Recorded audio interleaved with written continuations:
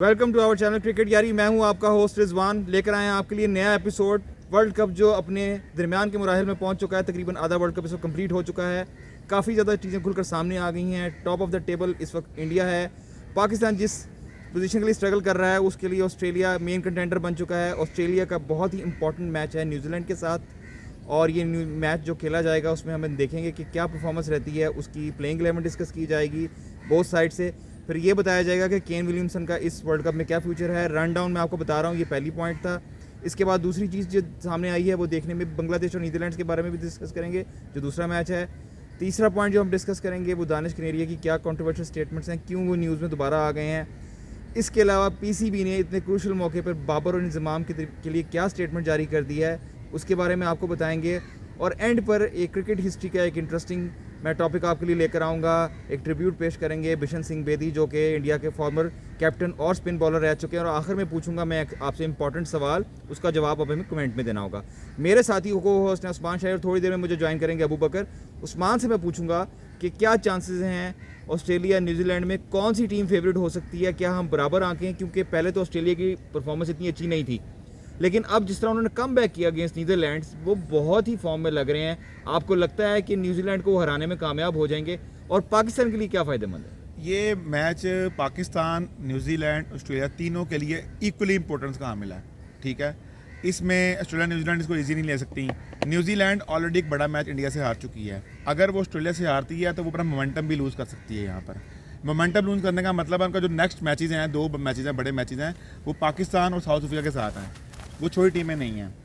अब अगर वो न्यूजीलैंड, इसलिए इस पॉइंट से ये मैच बहुत अहमियत का हामिल इख्तियार कर गया। और अगर इसमें न्यूजीलैंड आउट हारती है तो शायद वो वर्ल्ड कप से आउट भी हो सकती है, लेकिन उसके लिए ज़रूरी है कि पाकिस्तान अच्छा परफॉर्म करे, ऑस्ट्रेलिया अच्छा परफॉर्म करे। ये आपने बहुत ही अर्ली स्टेटमेंट नहीं दे दी कि न्यूजीलैंड अगर हार जाए तो वर्ल्ड कप से बाहर हो सकती है, जबकि वर्ल्ड कप से बाहर होने के चांसेस तो हमारे हैं, लेकिन न्यूजीलैंड हम तो ऑलमोस्ट हो चुके हैं। उस मौके पे आ जाएगी ना। देखिए अच्छा, मुझे ये बताइए कि न्यूजीलैंड और ऑस्ट्रेलिया के जो बाकी मानदा मैचेस हैं उसके बारे में कुछ बताते हैं। वो आसान है? न्यूजीलैंड तो अपने तमाम आसान मैचेस खेल चुका है, यही तो बात है ना। क्या ये एडवांटेज भी न्यूजीलैंड के साथ नहीं? एग्जैक्ट यही बता रहा हूँ मैं। देखें, न्यूजीलैंड के साथ डिसएडवांटेज ये वाला है कि न्यूजीलैंड ने नेक्स्ट पाकिस्तान को खेलना है, साउथ अफ्रीका को खेलना है, और उसके अलावा श्रीलंका को खेलना है, जो कि इजी मैचेस नहीं कोई भी। क्या श्रीलंका को हम इजी ले सकते हैं? नहीं, जो कल उन्होंने इंग्लैंड के साथ किया था, वो आप इजी लेंगे उसको। अच्छा, मुझे प्लेइंग 11 के बारे में बताएं, कोई चेंजेस हमें देखने में आएंगी? ऐसा सच हमने देखा नहीं है, ऑस्ट्रेलिया सेम टीम के साथ ही खेल रहा है। ऑस्ट्रेलिया के पास ऑप्शन नहीं है। आप मुझे एक बात बताइए, क्या हम ये देखते हैं अगर हम वर्ल्ड कप की थोड़ी सी फिटनेस का मुवाजना करें, ओडीआई जो क्रिकेट है वो आमतौर पे अब इतनी ज़्यादा खेली नहीं जाती, और ओडीआई में फिटनेस का ये एक्सट्रीम टेस्ट है, क्योंकि इतनी लंबी ओडीआई गेम्स 2-2 महीने के लिए अब कोई भी टीम नहीं खेल रही। हमने देखा कि मुख्तलिफ टीमों के कुछ प्लेयर इंजरी का सामना हुआ, सिवाय मैं समझता हूँ कि ऑस्ट्रेलिया की टीम है जिसमें कभी तक कोई इंजरी सामने नहीं आई। 2 मैचेस में ग्रीन को रेस्ट कराया गया। ग्रीन तो क्या उनकी मेन टीम के प्लेयर भी हैं? नहीं, ग्रीन उनके फर्स्ट चॉइस प्लेयर है, वही खेल रहे थे। किसकी जगह खेलते हैं? स्टोइनिस और ग्रीन आपस में स्वैप कर रहे हैं। आप इंजरी की बात करें, उनका वर्ल्ड कप शुरू होने से पहले ही उनको झटका लगा था ट्रेविस हेड का, और क्योंकि वो उनके परमानेंट ओपनर चले आ रहे थे अभी तक, जो ओडीआई में वही ओपन करते थे। मेकशिफ्ट ओपनर ये मेरे ख्याल से ये और अभी उनको वो मिच मार्श को खिलाना पड़ रहा है, हालांकि वो अच्छा कर रहे हैं। अच्छा, तो मुझे स्क्वाड का बताएं, क्या ऑस्ट्रेलिया का स्क्वाड वही रहेगा या चेंजेस को देखने में आएंगे? मेरे ख्याल में ट्रेविस हेड की मैंने वो देखा था कि ट्रेविस हेड जो है वो कम बैक कर रहे हैं, वो होपफुली ये वाला मैच। अच्छा, मुझे ये बताइए कि न्यूजीलैंड स्पिनर्स के अगेंस्ट एक स्पिनर को तो उन्होंने अच्छा स्कोर किया, दूसरे को भी स्कोर किया, लेकिन विकेटें दी। आप समझते हैं जैम्पा फंसा सकते हैं न्यूजीलैंड की टीम को? नहीं, न्यूजीलैंड के बैट्समैन अच्छे हैं, मुझे नहीं लगता कि जैम्पा से इतनी उनको टेंशन होगी। उनके आप देखें, उनके सारे ही जो बैट्समैन हैं, डेवन कॉनवे हो गया, मिचेल, वो जो हो गया डैरल मिचेल हो गया, वो सारे आईपीएल खेलते हैं, वहाँ पे भी स्पिन, और इवन के रचिन रविंद्रा जो नए हैं, जिन्होंने सबको इम्प्रेस किया है, तो वो आपकी बातों से ऐसे लग रहा है कि न्यूजीलैंड का थोड़ा सा अपर हैंड है। मैं दूंगा थोड़ा अपर हैंड। अच्छा, मुझे ये बताइएगा कि जो आखिरी चीज़ में जैसे इंजरी की बात हो रही थी, काफ़ी टीमें इसका सामना कर रही हैं, इंडिया, पाकिस्तान भी है, इवन न्यूजीलैंड में भी हमने देखा कि केन विलियमसन बहुत अनलकी रहे, उनका वो हैंड में फ्रैक्चर हो गया। क्या आप समझते हैं वापसी होगी उनकी? मुश्किल है, मुझे नहीं लग रहा कि वो सेमीफाइनल या फाइनल से पहले रिकवर कर पाएंगे, क्योंकि उनको अभी बड़ी मुश्किल से उन्होंने अपनी पहली इंजरी रिकवर की थी, उसके बाद फिर उनको थंब इंजरी होगी। तो मेरे ख्याल में वो सेमीफाइनल या फाइनल तक लेके चलेंगे, उनको साथ रखेंगे डग आउट के अंदर, क्योंकि वो उनको एक मोटिवेशन भी देते हैं अपनी टीम को, अच्छा, तो उनके इसलिए उनको साथ वो लेके जाएंगे, लेकिन मुझे लग नहीं रहा कि वो फाइनल या सेमी से पहले कोई मैच इस कन्वर्सेशन को कंटिन्यू करते हुए मैं अपने व्यूवर्स को बताना चाहूँगा कि शेन बॉन्ड जो बहुत ही ज़बरदस्त पेस बॉलर रह चुके हैं, शोएब अख्तर और ब्रेटली के एरा में 150 प्लस करवाने वाले वन बहुत ऑफ द है। Cleanest action. और उनकी तरफ से उनसे जब वर्ल्ड कप के कैप्टन्स के बारे में पूछा गया तो उन्होंने बाबर आजम को सबसे लोएस्ट कैप्टन रेट किया और सबसे हाईएस्ट कैप्टन उन्होंने टिम लेथम को किया। आप समझते हैं कि लेथम वाकई बेस्ट कैप्टन है इस वर्ल्ड कप के अब तक? उन्होंने वैसे दूसरे नंबर पे रोहित शर्मा को रखा है। नहीं, मैं इख्तलाफ करूंगा। रोहित शर्मा को मेरे पहले ख्याल से पे रोहित रखना शर्मा इस वर्ल्ड कप में सबसे क्लिनिकल कैप्टन है। हाँ, सबसे बेस्ट। और काफ़ी लोगों ने और भी बड़े कैप्टन्स पे निशान लगाए, लेकिन मुझे तो जो मैंने एडन मैकरम की कैप्टनसी देखी है 2-3 मैचेस में इन द एब्सेंस ऑफ बुमा, मुझे वो ज़्यादा बेहतर लगे टॉम लेथम लेकिन से। वो तो मेक शिफ्ट थे। Whatever. इसका चाहिए। मतलब टॉम ये है, लेथम भी तो Makeshift ही है ना। इसका मतलब हम आगे चलते हैं, अगले पॉइंट अपना दूसरा पॉइंट डिस्कस करते हैं। जैसे जैसे सीरीज आगे बढ़ रही है इस वक्त तक जो मोस्ट सक्सेसफुल और जो ज़्यादा टैक्टिक्स में सबसे आगे समझे जाने वाले कैप्टन हैं वो लगता है रोहित शर्मा है। रोहित शर्मा जी। दूसरा पॉइंट मैं जो आपके सामने लेकर आया हूँ वो है दूसरा मैच खेला जाएगा, that is between Bangladesh versus Netherlands. कितना Big इंपॉर्टेंट है मैच? क्या स्टेडियम खाली नजर आएंगे हमें? नहीं वो या मैच बंगाली वो fans मैच वो मैच बेसिकली बंगाल में आप मुझे ये बताइए कि कोलकाता में हो रहा है। आप मुझे ये बताइए कि बंगालियों को हम बड़ी वहाँ पे अक्सर हम नजरअंदाज कर जाते हैं हाँ, बांग्लादेश के चांसेस क्या हैं? सुना है शाकिबुल हसन इस वक्त बांग्लादेश गए हैं वापस। अचानक चले गए, पता नहीं। नहीं, ये- अचानक नहीं गए, वो अपने किसी कोच के पास गए हैं। क्या कोई खास टिप्पणी लेने गए हैं उनसे? पता नहीं क्या तो वो टिप्पणी कोच है। क्या इंडिया नहीं जा सकता था ये या वो आपने- ऑनलाइन टिप्पणी दे सकता था? वो? आपने ये देखा कि शाकिबुल हसन के थोड़े से उनके एटीट्यूड प्रॉब्लम भी है, वो कभी अंपायर टेम्पर इश्यूज भी हैं। कभी अंपायर को मार देते हैं, कभी कुछ करते हैं, उनका इशू है वो शुरू लेकिन से चल आईसीसी इवेंट्स में तो हम ऐसा एक्सपेक्ट नहीं कर सकते, लेकिन फिर भी बांग्लादेश की और नीदरलैंड्स की मैच की इंपॉर्टेंस क्या है और किसके लिए स्पेसिफिकली हो सकती है? मेरे अगर आप रिजवान भी अगर आप दोनों टीमें देखें ना तो ऐसा कुछ खास चांसेस इनके नज़र नहीं आ रहे ज़्यादा। हाँ, सेमीफाइनल के लिए तो नहीं है, दोनों टीमों के लेकिन chances हैं। एक बांग्लादेश के लिए एक मॉरल बैटल भी तो है ना कि वो भाई छोटी टीम से मैच आ रहे हैं, अब कम से कम वो ये मैच तो जीतना। चलें ये वाला टॉपिक यहीं पे क्लोज करते और हैं जो- और अपना अगला पॉइंट डिस्कस करते हैं। मैं पूछना चाहूँगा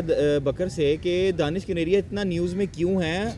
उन्होंने यहाँ तक कह दिया कि उनको कैप्टनसी भी मिल सकती थी अगर वो रिलीजन कबूल कर लेते, इस्लाम, जो कि जिसकी वजह से वो काफ़ी फ्रस्ट्रेशन का शिकार रहे। क्यों वो ऐसा कह रहे हो? अब ये कहने की ज़रूरत क्यों महसूस हो रही है उनको? यार ये तो बिल्कुल ही एक वो लेम एक्सक्यूजेज वाली बात है। मतलब अब आप बाहर क्यों हुए? अब सबसे पहले ये चीज़ देखो, पीसीबी ने उनके ऊपर कोई बैन नहीं लगाया, ठीक है, पीसीबी ने उनको नहीं निकाला, वो बैन हुए हैं ईसीबी की तरफ से। उन्होंने वहाँ पे इंग्लैंड में जाके जो काउंटी में उन्होंने स्पोर्ट फिक्सिंग की है वहाँ पे वो फंसे हैं और उन्होंने बैन किया, लाइफ टाइम बैन कर दिया उनको। हर किस्म की क्रिकेट उनकी जो है ना यूरोप में बंद है, ना कोई वो क्लब क्रिकेट खेल सकते हैं, ना वो कोई काउंटी खेल सकते हैं। तो वो ये बातें ना करे तो क्या वैसे करे? मुझे उन्होंने एक कहीं से कमाना भी तो है ना, मैं कुछ तो करना है ना। उस्मान से पूछूंगा, चलें उनकी बात को ही समझ लेते हैं। पाकिस्तान में आपको याद है आखिरी कैप्टन कोई स्पिनर रहा हो या दानिश कनेरी के अंदर कोई कैप्टनसी एबिलिटी थी या कोई क्लब लेवल पे कैप्टन थे? रिजवान भाई, आपको लगता है कि इंजमाम, यूनस और यूसुफ के होते हुए दानिश कनेरिया को कैप्टनसी ऑफर हो सकती वो थी? तो इवन बल्कि- इवन वो के तो मोहम्मद बल्कि- यूसुफ भी कैप्टन नहीं बने, वो एक सीरीज में बने हैं, उसके बाद फिर वो खत्म हो गए। लॉन्ग हालांकि वो टर्म वाइस कैप्टन ही कैप्टन, वो वो बनता वाइस है। कैप्टन थे, बहुत लंबा वाइस कैप्टन थे। हालांकि वो इतने बड़े दानिश player कनेरिया थे फॉर वो। A spinner he was very short tempered. I remember Inzamam ने भी शेयर किया वंस उन्होंने लारा को बॉलिंग करवाते हुए उनके साथ कुछ छेड़खानी की थी छेड़खानी और की उसके थी बाद फिर और जो उन्होंने उनके साथ किया था वो सबने देखा वो था। सबने देखा बिल्कुल। और इवन के दानिश कनेरिया को वाइट बॉल फॉर्मेट में भी चांस मिला। 2007 के वर्ल्ड कप में भी शायद ये साथ उनको ले गए थे, हालांकि वो डिजर्व नहीं करते थे कभी उनसे, क्योंकि उनकी लाइन लेंथ का वो लेकिन same हम मसला था। अपनी बातों से भी बायस ना हो। आप ये बताइए परफॉर्मेंस वाइज उनकी परफॉर्मेंस He is a कैसी very good थी? test player. He is a very good test player. Test में Without वो any बिल्कुल doubt. अच्छे थे। Without any मतलब doubt. Test bowler में- अच्छे थे। हाँ, मेरे हमारे- ख्याल में उनका career जल्दी खत्म हो गया। हमारे जो जितने भी लेग स्पिनर्स आए हैं ना, हमने आधे को खेलते देखा नहीं है, अनफॉर्चुनेटली नहीं देखा, लेकिन जो Wrist spinner सुना थे है ये। वो बहुत अच्छे स्पिनर थे अब्दुल कादिर। लेकिन हमने यासिर शाह को देखा है, हमने दानिश कनेरिया को लेकिन देखा है। पाकिस्तान में करियर इतना ही होता है स्पिनर का, आपके सामने है। सकलान यासिर शाह, मुश्ताक सकलान- वो भी ऐसे ही गायब हुए हैं, यासिर शाह भी ऐसे हुए। आपको पता है कि स्पिनर को ये ज्यादा देर एक्सटेंड नहीं करते। अच्छा मुझे ये बताइएगा, कितने मैचेस खिलाते मुझे ये हैं बताइएगा कि पीसीबी ने इस नाजुक मौके पे, जो अगला पॉइंट है, सेकंड लास्ट पॉइंट है हमारा, एक मिनट मैं दानिश कनेरिया पे ऐड करता चलूँ। उसका मैं सुहेब मकसूद का एक ट्वीट आया था, उन्होंने दानिश कनेरिया के बारे में लिखा कि ये जो दानिश कनेरिया है साहब, इनको मैं मिला था यूएस में, कोई लीग खेलने गए थे सुहेब मकसूद, तो कहते हैं वहाँ पे मैंने जो इनकी हालत देखी ना कि किस मिजरेबल कंडीशन में ये अपनी लाइफ गुजार रहे हैं वहाँ पे, तो कहते अब मुझे आइडिया हुआ कि ये इनको क्यों इस तरह की चीज़ें मिली हैं। जब आप अपने मुल्क के साथ गद्दारी करोगे आप अपनी क्रिकेट के साथ गद्दारी करोगे तो फिर आप अच्छी लाइफ डिज़र्व नहीं करते। हालांकि दानिश के नरिया बड़ी कोशिश कर रहे हैं कि वो डिफरेंट चैनल्स पे जाएं, अपने सोशल मीडिया पे अपनी थोड़ी फॉलोइंग बढ़ाएं कंट्रोवर्शियल बयान देकर, Actually वो लेकिन वो सबके सामने है यार कि इंडिया अब लोगों इंडिया को भी पता है यार, लोगों को पता, आप वो इंडियन वो सिंपैथी लेना चाह रहे हैं लेकिन उनको भी पता कि यार जो अपने कंट्री के साथ लॉयल नहीं है तो वो हमारे साथ कैसे होगा। तो इंडिया वाले उसको क्यों घास डालेंगे? नहीं डालेंगे उसको घास। then we should appreciate उसको even इंडिया भी घास नहीं then we डालेगा। should appreciate Irfan Pathan and other guys, वो एटलीस्ट अपने कंट्री के साथ लॉयल तो है ना। सिंसियर हैं वो, बिल्कुल ऐसा ही होना चाहिए। हम ये- क्यों ये इरफान चीज़ आप पठान को बिल्कुल ठीक कह रहे क्रिटिसाइज हैं, ये आप चीज़ करते हैं? बिल्कुल- आप जिधर रह रहे हैं आपकी लॉयल्टी वहाँ की है, आपने उन्हीं के साथ लॉयल बिल्कुल रहना आप है। ठीक कह रहे हैं, क्योंकि पाकिस्तान 26 करोड़ की आवाम में अगर आपको प्लेइंग 11 में मौका मिल रहा है खेलने का, आप देखें दुनिया पाकिस्तान में हर छोटी मोटी ग्राउंड से लेकर बड़ी ग्राउंड तक आपको कितने लोग क्रिकेट खेलते हैं और सीरियस क्रिकेट खेलते हुए नजर आएंगे। आप कितनों को देखें, चांस आप मिलता है। देखें ये चाइल्डहुड में किसका ख्वाब नहीं होता क्रिकेट खेलना? हर बंदे का, हर बच्चे का सबसे पहले यही ख्वाब होता है कि मैं पाकिस्तान की तरफ से खेलूं।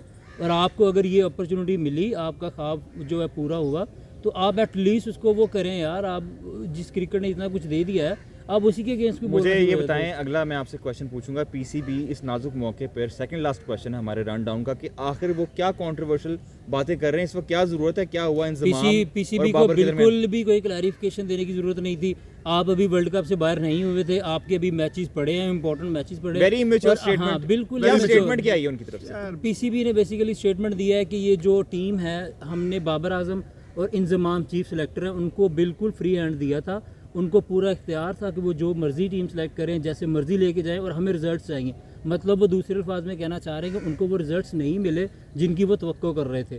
तो अब उसके लिए जो है वो फिर वो कह रहे हैं कि जवाबदेह भी वही लोग होंगे जिनको हमने फ्री हैंड दिया था। तो ये बिल्कुल गलत है। आपने प्रेशर डबल कर दिया बाबर आजम के ऊपर, वो कैसे कम बैक करेंगे? नहीं देखें, इस तरह की स्टेटमेंट पहली बात तो आनी ही नहीं चाहिए थी ड्यूरिंग द वर्ल्ड कप। अगर ऐसी बनती चीज़ नहीं थी, है, बनती नहीं ऐसी चीज़ थी, एंड में आके रिपोर्ट होती है, रिपोर्ट होने के बाद प्रॉपर उसकी पूरा एक कमेटी बैठती है, वो डिसीजन लेती है ऐसी चीज़ों पर। बेसिकली ये सोशल मीडिया का जो प्रेशर बिल्ड हुआ ना उनके ऊपर, तो इस तरह आप प्रेशर रिलीज नहीं कर सकते कि आप एक कंट्रोवर्शियल इस तरह का स्टेटमेंट दे दो। आपको ज़रूरत क्या है कि स्टेटमेंट देने की है? आपका चल रहा है, आप वर्ल्ड कप ख़त्म होने का वेट करें, उसके बाद कमेटी बनाएं और आप इन्वेस्टिगेट करेंगे क्यों परफॉर्मेंस नहीं हो इसके पाई। साथ ही मैं आपको इस वीडियो के आखिरी पॉइंट के ऊपर लेकर आऊँगा। ट्रिब्यूट में देना चाहूँगा इंडियन प्लेयर, स्पिनर और साबिक कप्तान बिशन सिंह बेदी, जो रिसेंटली जिनकी डेथ हो गई इंतकाल करके 23 अक्टूबर को, 77 ईयर्स ऑफ एज। काफ़ी कॉन्ट्रोवर्शीज भी रही और काफ़ी कॉन्ट्रोवर्शियल भी रहे। एग्रेसिव बॉलर थे, ऑफ स्पिन थे, इंडिया की तरफ से कैप्टन थे। 1978 में जब इंडिया ने पाकिस्तान 17 साल बाद दौरा किया तो वो उसके कप्तान थे। गो के पाकिस्तान वो सीरीज़, टेस्ट सीरीज़ भी जीत गया और वनडे सीरीज़ भी जीत गया, लेकिन उस सीरीज़ में भी काफ़ी कॉन्ट्रोवर्सीज रहीं। हमने ये देखा कि वनडे इंटरनेशनल की हिस्ट्री में पहला ऐसा मैच देखने में आया जो 4 फीट कर दिया गया। वो मैच साहिवाल में खेला गया। जी हाँ, आप और हम क्या सोच भी सकते हैं कि साहिवाल में भी क्रिकेट स्टेडियम था और उसमें एक इंटरनेशनल मैच खेला गया जो कि 4 फीट कर दिया गया। जो गो के पाकिस्तान ये वनडे इंटरनेशनल सीरीज़ 2-1 से जीत गया, जो एक 4 फीट किया गया, उसमें इंडिया की टीम ने अभी सिर्फ 2 उनके ऊपर के प्लेयर आउट हुए थे और उन्होंने बहुत पहले वो 4 फीट कर दिया। 4 फीट करने की वजह ये थी कि कप्तान बिशन सिंह बेदी ने इस बात पे अपनी टीम को वापस पवेलियन में बुला लिया, क्योंकि सरफराज अहमद ने एक ही ओवर में 4 बाउंसर्स करवाए और उनको 9 बॉल नहीं दी गई। हम ये समझते हैं कि आजकल के दौर में ही कंट्रोवर्सीज रहती हैं। देखें कंट्रोवर्सीज का दौर कितना पुराना है।